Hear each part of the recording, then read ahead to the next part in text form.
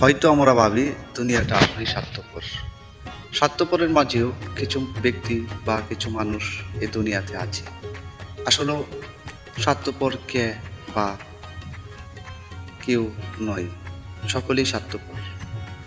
বিশেষ করে জীবনের প্রতিটি মানুষের জীবনে একটি অন্তিম সময় আসে, যখন আপনি একজন ভালো ব্যক্তি বা উচ্চ ব্যক্তির সাথে চলাফেরা করবেন, যখন সে আপনার ভালো হওয়ার কিছু দেখবে, সেই ব্যক্তি যদি নিঃস্বার্থ ব্যক্তি হন, তাহলে অবশ্যই আপনাকে আরেকটু ওঠানোর জন্য সাহায্য করবে।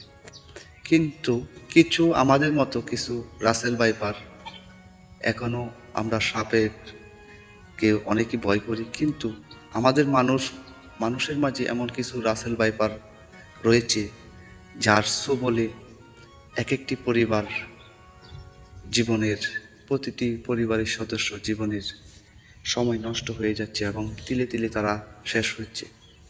আসলে বিশ্বাস আর স্বার্থপর, এটি হচ্ছে দুনিয়ার নিয়ম এবং দুনিয়ার খেলা। আপনি তখনই এগিয়ে যেতে পারবেন যখন আপনি কারো উপর নিঃস্বার্থভাবে অবিশ্বাসযোগ্যভাবে চলাফেরা করবেন। ভরসা একমাত্র শুধু আল্লাহ তাআলারই করবেন, আর নয়তো কোনো ব্যক্তির করবেন না। যদি আপনি কোনো ব্যক্তির উপর নির্ভর করে বা তার উপর ভরসা করে কিছু করতে যান, তাহলে আপনার হয়তো মিস্টেক হতে পারে বা জীবনের বড় ধরনের কোনো ঘাটতি করতে পারে। বিশ্বাস করবেন না এমন কোনো কথা না, বিশ্বাস অবশ্যই করবেন।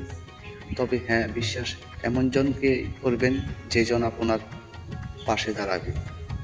মানুষ নামের যেই রাসেল ভাইপারগুলি রয়েছে, তারা দেখতে খুবই সুন্দর, মিষ্টি কথা। যেমন একজন বিখ্যাত কবি বলেছিল, ইকুরস অতি মিষ্টি, লম্পবিহীন পথ চলিও না।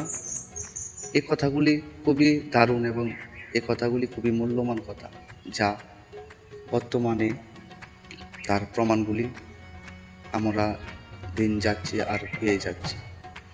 বিশ্বাস এমন কাউকেই করবেন যে কেউ আপনার পাশে দাঁড়াবে।